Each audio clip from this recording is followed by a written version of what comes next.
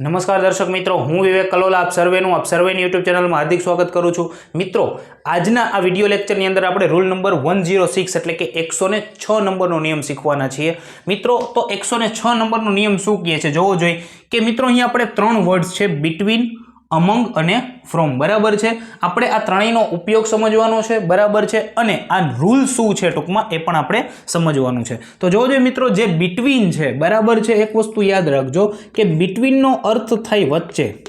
बराबर छे। अमंग छे आनो पण अर्थ थाय वच्चे। फ्रोम छे एनो अर्थ थाय छे माथी। बराबर छे। हवे नियम शुं कहे छे मित्रों के एक वस्तु तो के बिटवीन साथे जे कंजक्शन लागशे, बिटवीन साथे जे कंजक्शन लागशे ई हमेशा एंड लागशे। शुं लागशे मित्रों? एंड लागशे। आ वस्तु याद राखजो। बराबर छे। अने बिटवीन क्यारे वपराय छे मित्रों? ज्यारे बे व्यक्ति, बराबर छे, के वस्तु वच्चेनी वात होय। बराबर छे। बे व्यक्ति अथवा तो वस्तु वच्चेनी वात होय त्यारे तेनी साथे बिटवीन नो यूज थाय छे। बराबर छे। प्रीपोजिशन तरीके।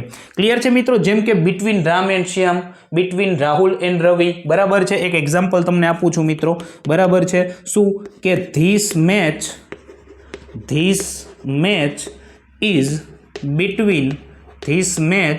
Is between India and Pakistan. India and Pakistan. Clear है? तो તમે અહીં જોઈ શકો છો મિત્રો કે बिटवीन સાથે જે કંજક્શન છે એ શું છે મિત્રો? એન્ડ છે। બરાબર છે। અને ઇન્ડિયા અને પાકિસ્તાન એ બે કોઈ સ્થળના નામ છે। બરાબર? એટલે કે જે बिटवीन છે, બરાબર, એનો યુઝ ક્યારે થાય છે? બે વ્યક્તિ, બે વસ્તુ કે બે સ્થળની વાત હોય ત્યારે। બરાબર છે। હજી કોઈ આપણે એક્ઝામ્પલ આનું જોવું હોય મિત્રો તો આપણે જોઈ શકીએ છીએ। બરાબર છે। જેમ કે શેર, अथवा तमे डिवाइड पण लखी शको छो। बराबर है। जेम के हूँ लखू छू शेर धीस चॉकलेट। बराबर है। Between share this chocolate between Rahul and Ravi. Between Rahul and Ravi. तो मित्रों आशा राखું છું बिटवीन નો જે કોન્સેપ્ટ છે હું તમને સારી રીતે સમજાવી શક્યો છું। બરાબર છે। बिटवीन છે, બરાબર, એની સાથે જે કંજક્શન લાગશે એ એન્ડ લાગશે। बिटवीन છે બે વ્યક્તિ, બે વસ્તુ કે બે સ્થળ વચ્ચેની વાત હોય ત્યારે એનો યુઝ થાય છે। ક્લિયર છે મિત્રો? હવે આપણે જોશું અમંગ। અમંગનો અર્થ પણ વચ્ચે થાય છે। પરંતુ મિત્રો જે આ અમંગ છે, બરાબર છે, એ બે થી વધુ વ્યક્તિ, બરાબર છે, બે થી વધુ વ્યક્તિ કે વસ્તુ કે પછી સ્થળની વચ્ચે હોય ત્યારે આપણે અહીં અમંગનો યુઝ કરીએ છીએ। બરાબર છે।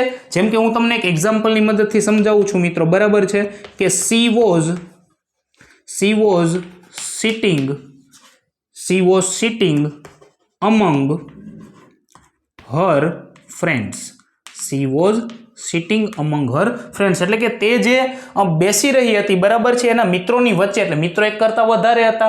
બરાબર છે। તેથી અહીં આપણે અમંગનો યુઝ કર્યો છે, ખાલી બે નહોતા। બરાબર છે મિત્રો?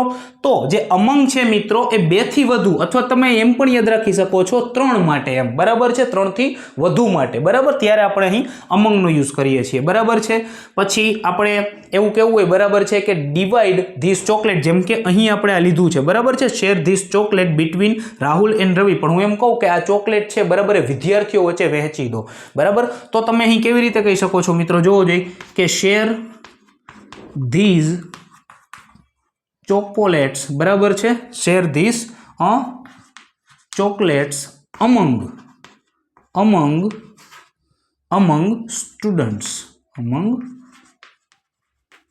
સ્ટુડન્ટ્સ। બરાબર છે? એટલે કે આ જે ચોકલેટ છે, બરાબર છે, વિદ્યાર્થીઓ વચ્ચે વહેંચી દો। બરાબર? વિદ્યાર્થીઓ એક કરતા વધારે છે।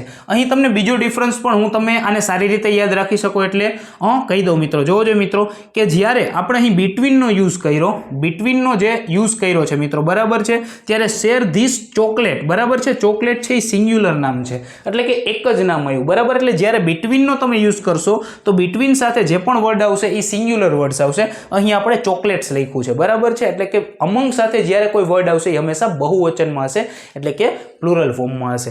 ક્લિયર છે મિત્રો? Share this chocolates અમંગ students. બરાબર છે। હવે ફ્રોમ એટલે માંથી। મિત્રો અહીં શું સમજવાનું છે મિત્રો કે ફ્રોમ સાથે જે પણ કંજક્શન લાગશે, ફ્રોમ સાથે જે પણ કંજક્શન લાગશે એ હંમેશા ટુ લાગશે। ક્યું લાગશે મિત્રો? ટુ લાગશે। બરાબર છે?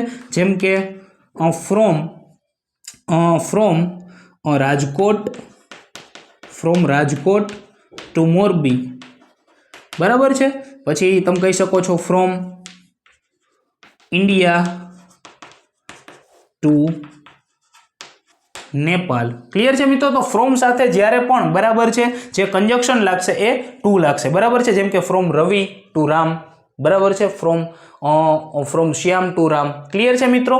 તો આ હતા આપણા 3 વર્ડ્સ, બિટવીન, અમંગ અને ફ્રોમ. બરાબર છે? આશા રાખું છું ત્રણેય જે શબ્દ છે બરાબર છે એનો જે યુઝ છે બરાબર અને એના જે ડિફરન્સ છે એ હું તમને સારી રીતે સમજાવી શક્યો હોઈશ. ફરી એક વખત રિવિઝન કરાવી દો મિત્રો. બિટવીન છે એનું ગુજરાતી વચ્ચે થાય છે, અમંગનું ગુજરાતી વચ્ચે થાય છે, ફ્રોમ છે એનું ગુજરાતી માંથી થાય છે. બરાબર છે? કોઈ જગ્યાએથી અથવા તો માંથી. બરાબર છે? આમ જે ફ્રોમ છે બરાબર એ બેયની વચ્ચેની વાત જ કરે છે. બરાબર? બિટવીન સાથે જે કંજક્શન આવશે એ એન્ડ આવશે, ફ્રોમ સાથે જે કંજક્શન આવશે એ ટુ આવશે. બરાબર છે? બિટવીન બે વ્યક્તિ, વસ્તુ કે સ્થળ વચ્ચેની વાત હોય ત્યારે વપરાય છે. અમંગ છે એ 2 થી વધારે વ્યક્તિ, વસ્તુ કે સ્થળ વચ્ચેની વાત હોય ત્યારે વપરાય છે. ક્લિયર છે મિત્રો? તો આ હતો આપણો રૂલ નંબર 106. જલ્દી જ મળીશું આપણે રૂલ નંબર 107 ની સાથે. ત્યાં સુધી જય હિન્દ, જય Bharat, take care, good bye, thank you so much.